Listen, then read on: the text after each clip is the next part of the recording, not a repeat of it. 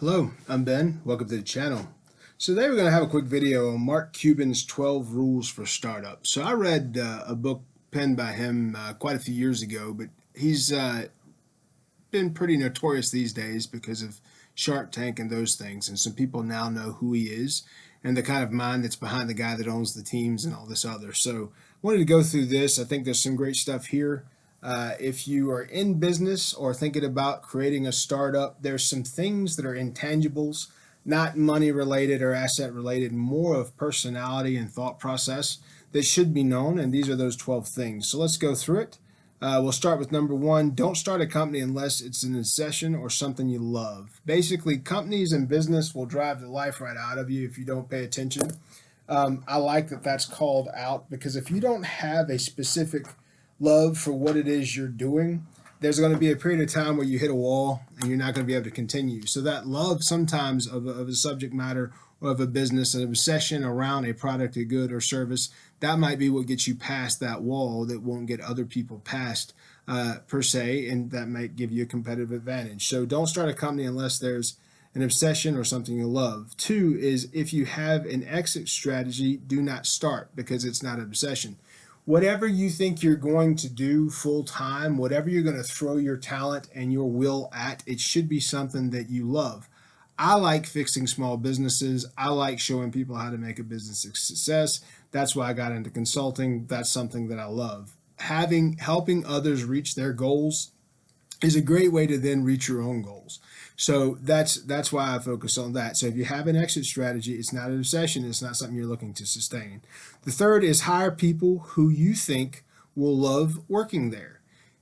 I always say you want to hire skills, but attitude really matters. So if you can hire someone that has the proper attitude, that's going to give you a great option or a great way to be successful, because you're going to have people that support what you want and have the proper attitude to do so. If they have an exit strategy like he's saying, that's not somebody you want to hire. So hire people you think will love working there, because if they love working there, they will keep you energized through their joy, and that will help you get through the tough times. Sales curves all. So know how your company will make money and know how you can actually make sales for your company. So sales curve all. You want to make sure that you understand the sales process for your product or service, and that you make sure that's a primary focus, as that's the only way to be successful and grow. The more sales you have, the more money you have to operate. There are businesses that sometimes run from year to year, borrowing money, getting these different types of functions, and never figure out how to have their own sales generate their own income for their own business. At the end of the day, if you don't have a sales process that supports your business, and you don't have a budget that's based on that sales process and those sales numbers, so it's supported directly through your efforts, you've got a problem there. You've got other players in the game now that you don't need to have in the game, and it gives you less control over what you're doing and gives you less control over your company. So sales curve all. Know your core competencies and be great at them. So the things that you do, be great at that. Don't try to do everything. Know your core competencies, be great at that. Hire for the folks, for the positions that you don't have necessarily the best qualities for, or the things you don't enjoy doing. Hire somebody that enjoys those things and pay them to do what you don't enjoy. Spend the time reviewing that, let them get great at it, make it be a great place for everyone to work, and you break down the job and hand off those pieces to those folks so they can manage that. Your core competencies should be your point of focus, but it should be in everybody in their role. And that was what makes a company successful. You trust them to do their jobs in those competencies that you don't oversee. You delegate it appropriately and trust the findings. Inspect it often, but trust the findings from those professionals that you hire. No breaks work. In this one, it basically suggests that you shouldn't take any breaks, that you should just work. I don't necessarily think that's the right way to go. I think that, yes, you don't take breaks from the company or from the work. What you do instead is change the work that you're doing for the company from time to time, so you get a break from one focused problem. So there's always multiple tasks or projects or problems that you're working on. Just simply to take a break from this problem when you've run into a wall, or you get stuck, or you get some type of writer's block, stop there, move to this one, work on that a while, and then go back. One of the things I think that's great from Stephen King, he's always working on multiple things at one time. His rule is every day when he wakes up, he's got a page number that he must write that day, but it's not necessarily talking about this project. If he's come to a spot where he wants to give it a break, he can move over to this project, work on that for a while, and then go back and forth. And that keeps him thinking differently. It keeps him opening up to new objectives to solve new problems.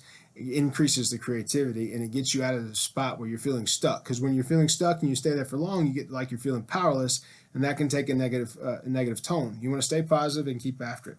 Number 7 is no offices. Keep everyone engaged and keep everybody working. So basically, he says open floor format, no offices. Everybody's out there together so they can walk and churn and work and get after it. I don't know if I agree with that, but it's his suggestion around that.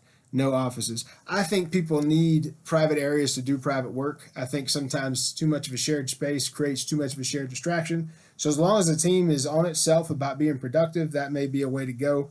But I would say that is a keynote. As for technology, go with what you know. You don't have to be on the edge of technology. If you go with what you know, you can get after it. I prefer a computer and a phone. Back in the day, we used to use phones and fax machines to make money before emails came along. Then emails came along, and the fax and phone went out the window, and now everything's done by email. That's a lot less productive. So stick with the technology you know. That's how you're going to be successful. 9 is keep the organization flat. More players, more problems. Could not agree more. I've worked with many different organizations in my history, some being big matrix organizations. The bigger the organization gets, the more issues it has. The more people, the more players, the more problems. Think about the federal government, and as big as it is it useful? Does it work well? Is it smooth or not? Great example. Keep the organization flat. 10, never buy swag. We live in an era and an age of swag. Never buy swag. Keep your company professional and appropriate.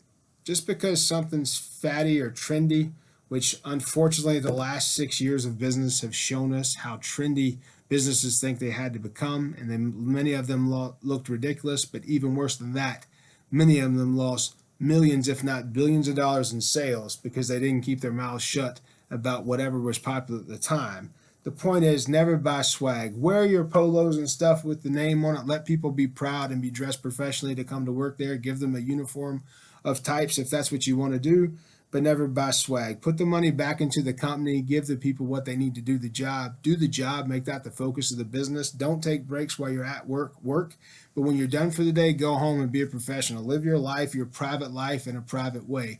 At work, do your work in a professional way, and you don't have to tie the two together. This point where everyone has to know what you think and what you feel, that's not the case. That's not the case. Be professional, never buy swag. 11 is never hire a PR firm. If you need a PR firm, that means you're having to hide something or cover something up. Never buy a PR firm. Your company, the suggestion there is your company, your product, your professionalism should be all the PR you need. Granted, it's hard for some people to find customers depending on the industry you're in. So you buy leads, you do something like that to get your sales increased. But by hiring a PR firm, that means there's something there that you sold the name. If you sold the name, then you're not working. If you work and you get after it, lay your ears back, you're not going to have a bad name if you're taking care of the people that are your customers, if you're taking care of your clients and taking care of your teams. So his number 11 tip is never hire a PR firm. And number 12, make the job fun for employees. We've talked about that in many videos at this point. If you make the job fun, then people are going to be there and want to do what they do. At the end of the day, if people are made better by what they do and what they learn at work, if they're improving their customers' lives by taking care of a problem, by offering that sales or offering that service, then you're making that situation better, and you'll create a demand if you're giving a quality of product and quality of service. So if you make it fun and people enjoy themselves and people feel welcome there, then they will be okay and they'll be available and open to doing their best work. If you are combative to your team, if you don't have a place where they can come and feel safe and give the solutions that they would, give their opinion, help in every way they can, and bring them full self to the job, then they're not going to enjoy it. If you let people bring them full self to the job, offer what they can from their knowledge base and where they're trying to improve themselves and do all they can, the job will be fun for them. Fun doesn't mean setting up basketball courts in the friggin' office. That's not what it means. It means have it where people come and enjoy their contribution, enjoy giving what they have to give, if you let people enjoy giving their heart and giving their all, what they have to give, and they see that their contribution is of value and is appreciated, that will create a fun environment where people will grow and people will try to do more and more for the company. So that's Mark Cuban's 12 rules for startups. I hope you like this video. If you like content such as this, please like and subscribe. Please share and tell people about the channel. We're trying to grow the channel here and appreciate your time. Be good.